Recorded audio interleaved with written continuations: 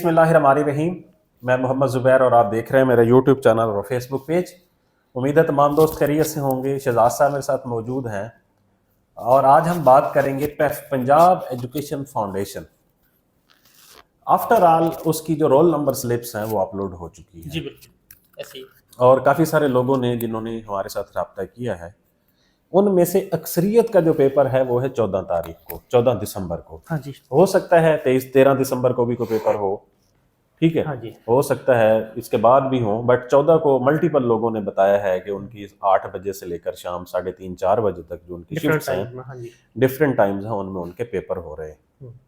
तो आप में से वो लोग जिन्होंने डिप्टी डायरेक्टर के लिए, असिस्टेंट डायरेक्टर के लिए, असिस्टेंट डायरेक्टर की फिर फर्दर बाइफर्केशंस थी ऑफिसर वगैरह थी और सिर्फ ऑफिसर की जो सीट थी BS16 की, उस पर अप्लाई किया था और आप लोगों को पहले आपको पता है मैसेज भी आया था कि एलिजिबल और इन एलिजिबल कैंडिडेट्स को, कुछ लोग ऐसे थे जिनका कोई एतराज़ लगा हुआ था, उन्हें फिर 1 हफ्ते का टाइम दिया गया था कि आप लोग ये अपना एतराज़ रिमूव करें। और फिर अब जो है उनके रोल नंबर स्लिप्स जो हैं वो बाकायदा अपलोड कर दी गई हैं। तो वैसे एक ये अच्छा इनका सेटअप था कि उस बंदे को मौका दिया है कि अगर आप अपना ये डॉक्यूमेंट प्रोवाइड कर सकते हैं, आपकी ये चीज़ मिस है, आप इसको करेक्ट करवा सकते हैं, तो ये बनस्बत की जिस तरह NTS में ऐसा नहीं होता, PPSC FPSC में ऐसा नहीं, तो ये एक अच्छा इनिशिएटिव है। हाँ, ये वैसे ठीक था। शायद जो प्राइवेट एंटिटीज़ हैं वहाँ पर मेरे ख्याल में इस तरह का होता है चलें कि बहरहाल जो कैंडिडेट्स पर, एप्रिशिएटेबल है हाँ, तो कैंडिडेट्स पर अगर कोई एतराज़ होता है तो वो बता देते होते हैं। हाँ। तो अब जी इसका जो पेपर है, क्योंकि उसमें ऑलमोस्ट आज हम बैठे हुए हैं सर 4 तारीख, हाँ जी। 4 दिसंबर है, जी बिल्कुल। तो 10 दिन बाकी रह गए हैं। हाँ जी। इन 10 दिनों में पहली तो बात ये है कि ये हाईली कंपेटिटिव ऑर्गेनाइजेशन है। दूसरी बात, right now it's a face of school education department, बिल्कुल ऐसे ही, बिल्कुल ऐसे ठीक है, और इसका फ्यूचर राइट नाउ बहुत अच्छा है। अभी तक यही लग रहा है कि ये क्योंकि तापनाक हाँ, क्योंकि जो प्राइवेटाइजेशन हो रही है या पब्लिक प्राइवेट पार्टनरशिप पर जो ऑर्गेनाइजेशन जा रही हैं उसको यही ऑर्गेनाइजेशन लीड कर रही है। तीसरा, बेहतरीन सैलरी पैकेज इसका है। BS16 का 95,000 के करीब, BS17 का 1,35,000 रुपए के करीब, BS18 डिप्टी डायरेक्टर का 2 लाख 195,000 जी 2 लाख रुपए के करीब फिर जो है। गाड़ी शाड़ी वो अलहदा है। गाड़ी तो खैर डिप्टी डायरेक्टर या उससे ऊपर के लोगों हाँ को जी। मिलेगी, वो तो चलो नीचे नहीं मिलेगी। बट ये है कि किसी अच्छी जगह पर जो है अगर आप नौकरी करना चाहते हैं तो दैट्स द बेस्ट ऑर्गेनाइजेशन। दूसरी बात, इसका जो अपना रिवैम्पिंग कॉम्प्लेक्स है, मल्टीपर्पज कॉम्प्लेक्स, वो पब्लिक सर्विस कमीशन के दफ्तर के बिल्कुल साथ रेडी है। ओके। जो जौहर टाउन में है इनका, जौहर टाउन में इनकी अपनी जाती मल्टी स्टोरी बिल्डिंग कंप्लीट हो चुकी है और मेरे ख्याल में शायद अगले 1 आध महीने में इन लोगों ने वहाँ पर शिफ्ट भी हो जाना है। ओके। अब हम आ जाते हैं सर कि जब इतनी अच्छी ऑर्गेनाइजेशन, इसमें एक फॉल्ट है सिर्फ, वो मैं पहले भी बताता होता हूँ, प्रमोशन कि प्रमोशन नहीं है, स्टैग्नेंट पोस्टें हैं। हर दफा हर रिक्रूटमेंट के ऊपर आपको नए सिरे से अप्लाई करना पड़ता है अगर चाहते हैं, फर्ज करो अगर आप उसी ऑर्गेनाइजेशन में रहते हैं। अच्छा, दूसरा इनका ये है कि इस ऑर्गेनाइजेशन, क्योंकि ये एक ऑटोनोमस टाइप बॉडी है जी, इस ऑर्गेनाइजेशन के अपने रूल्स हैं, सर्विस रूल्स वगैरह ETC। तो लाइक जो हमारे यहाँ कॉन्ट्रैक्ट का इशू होता है, कॉन्ट्रैक्ट अपॉइंटमेंट पॉलिसी में लोग फंसे हुए होते हैं, ये वो, वहाँ पर ये इश्यूज नहीं है। आपकी होगी पोस्टिंग तो आप बैठे हैं, अब बैठे हैं। फिर दूसरा यह है कि ये लाहौर बेस्ड है राइट नाउ, अभी इसके कोई फील्ड में ऑफिसेज नहीं हैं, सारे लोग लाहौर में ही पोस्ट होंगे। हाँ जी। तो ये भी एक अच्छा इनिशिएटिव है जी। अब आ जाते हैं कि सर अगर हमारे पास आखिरी 10 दिन है तो हमें क्या करना चाहिए। बिल्कुल ऐसे। इसका सर 100 नंबर का पेपर होगा जिसमें 15 नंबर का ऐसे होगा और 85 नंबर का MCQs होगा। जी सही। अब इंग्लिश ऐसे उन्होंने बताया हुआ है कि एजुकेशनल इश्यूज या पाकिस्तान में एजुकेशन की नीड या एजुकेशन रिलेटेड कोई ना कोई टॉपिक होगा, उसके ऊपर आपने 15 नंबर का इंग्लिश ऐसे 400 वर्ड्स के करीब लिखना होगा।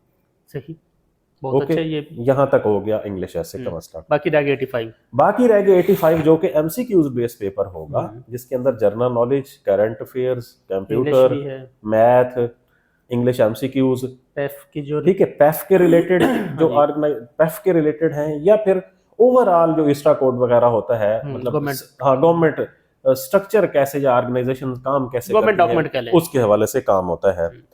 तो अब उसको हम बाइफरकेट कर लेते हैं, लाइक इंग्लिश, इस्लामियात के अगर कुछ सवालात आते हैं, कंप्यूटर के, मैथ के या करंट अफेयर जनरल नॉलेज के आते हैं, ये तो निकल गए। इनके लिए तो आपको स्पेसिफिक जो लोग पढ़ रहे होते हैं उनके पास किताबें मौजूद होती हैं, वो वहीं से तैयारी करते हैं।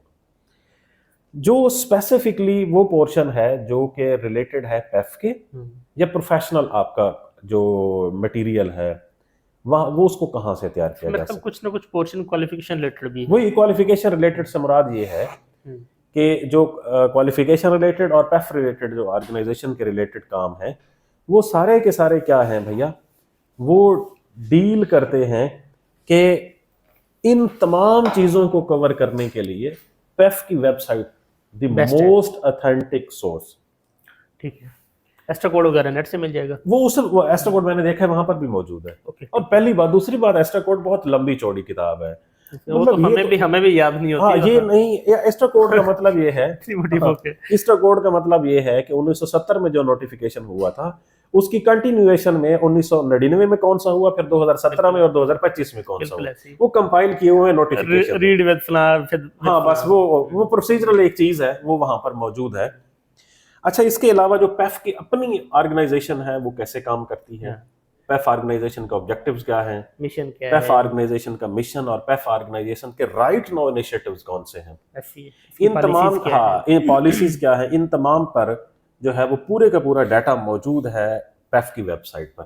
ठीक है, ये यहाँ तक ओके हो गया, इससे कुछ भी नहीं रह गया। हाँ, यहाँ से तैयार किया जा सकता है ना। अब हम आ जाते हैं कि हमारे लिए CTS ने, वो जो कैंडिडेट टेस्टिंग सर्विस है, उसने एक आसानी पैदा की है कि सैंपल पेपर्स भी रख दिए हैं वेबसाइट पर। बिल्कुल ऐसे ही है, जहां से आपने रोल नंबर स्लिप्स डाउनलोड करनी है जी, वहीं उसी कॉलम में, उसी पोर्शन में मौजूद है। वहां पर सैंपल पेपर भी दिए गए हैं, लिखा हुआ है कि आपने ऐसे लिखना है, और ऐसे लिखने के बाद वहां पर कंप्यूटर के अलग क्वेश्चंस हैं, एवरीडे साइंस के अलग दिए गए हैं, जनरल नॉलेज के अलग से दिए गए हैं, और क्वांटिटेटिव मतलब मैथ के रिलेटेड जो क्वेश्चंस हैं वो अलग दिए गए हैं।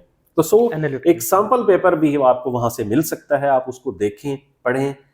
बस एक CTS ने ज्यादती की है, वो ये है कि तमाम पोस्ट के अगेंस्ट जो सैंपल पेपर है वो एक ही लगा दिया है। ठीक है, चलें, बहरहाल हाँ, वो इतना मार्जिन दे दें। नहीं, इतना मार्जिन नहीं, उन्हें हर सीट के अगेंस्ट अलग से सैंपल पेपर लगाना चाहिए। ठीक है, तो हम बता भी सकते थे कि कट शार्ट से आप क्या कर सकते हैं। अब कट शार्ट वाला मसला तो हल हो गया कि वहां पर सिर्फ 45 नंबर का एक पेपर अपलोड हुआ है, सैंपल पेपर। तो अगर आप उसको देखेंगे तो आपको समझ आ जाएगी कि आपका पेपर किस तरह से आना है। बिल्कुल ऐसी कोई नेगेटिव मार्किंग इस पर नहीं होनी। आपको सवालात अगर डाउटफुल भी हैं, आपने फिर भी अटेम्प्ट करने हैं। इसका जो मेरिट वगैरह होता है, एक सीट के अगेंस्ट 5-7 लोगों को ये पहले उनके डॉक्यूमेंट्स मंगवाते हैं। यानी फिर आपके कहने का मतलब ये है कि उसमें से फिर शॉर्ट लिस्टिंग होगी। जी, एक सीट पे अगर 20 लोग क्वालिफाई कर जाते हैं, पास हो जाते हैं, पासिंग मार्जिन के 50 होंगे मेरे पास। जी, पास मार्क्स 50, एटलीस्ट 50 नंबर। हाँ, तो उसमें से फिर शॉर्ट लिस्टिंग होगी। फिर उसमें से शॉर्ट लिस्टिंग होगी। हर सीट के अगेंस्ट 5 लोगों के डॉक्यूमेंट्स मंगवाते हैं, ये CTS खुद मंगवाता है। और फिर जो ऑर्गेनाइजेशन है पैफ, उसका MD या सेक्रेटरी स्कूल एजुकेशन बैठ के फिर वो इंटरव्यूज करते हैं। जो हाईएस्ट पोजीशन, उसमें पूरे का पूरा पैनल होता है, बहुत बेहतरीन तर्ज का इनका इंटरव्यू होता है। आप कमीशन के इंटरव्यूज को भूल जाते हैं। ठीक है, उसकी रीजन क्या है?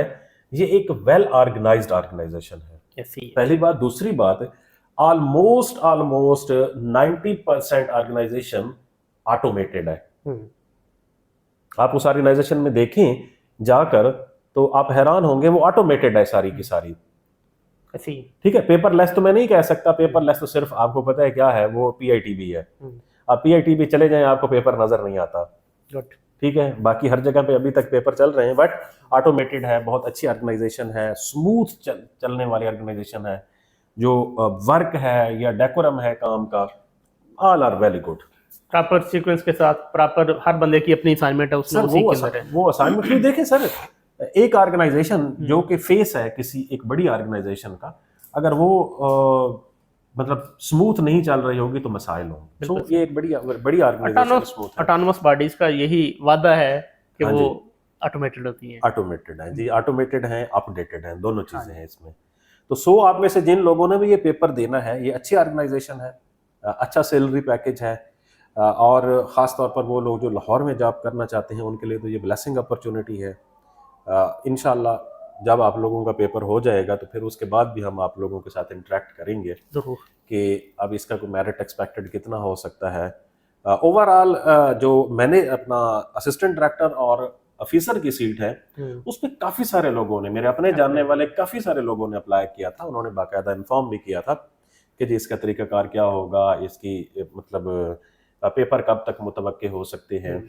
तो इसका मतलब ये है कि ऑफिसर जो कि ग्रेड 16 इक्वल टू असिस्टेंट है, हाँ जी, इक्वल टू असिस्टेंट, SNGAD के भी असिस्टेंट की तकरीबन 1 लाख रुपए के करीब तनख्वाह है, इसकी भी 1 लाख रुपए के करीब तनख्वाह है। सो एक अच्छी तनख्वाह है। ज़बरदस्त। और कुछ पूछना चाहते हैं? बस जो लोग हमसे मोहब्बत का इज़हार करना चाहते हैं वो चैनल को सब्सक्राइब कर सकते हैं, वीडियो को लाइक और शेयर कर सकते हैं। अच्छा, ये वाली जो वीडियोस हैं इनको ना शेयर भी किया करें। उसकी रीज़न पता है क्या है सर? कि लाइक अगर एक बंदा खुद उसने पेपर नहीं देना, ये उसकी सराउंडिंग में अगर कोई ऐसा बंदा है जिसने ये वाला पेपर देना है तो उस तक अगर ये मालूमात चली जाएगी तो मेरे ख्याल में उससे फ़ायदा हो जाएगा। बिल्कुल, अगर आप समझते हैं कि हमारी वीडियो इस काबिल होती है लोगों तक शेयर किया जाए तो ज़रूर किया जाए। चलें जी, बहुत शुक्रिया।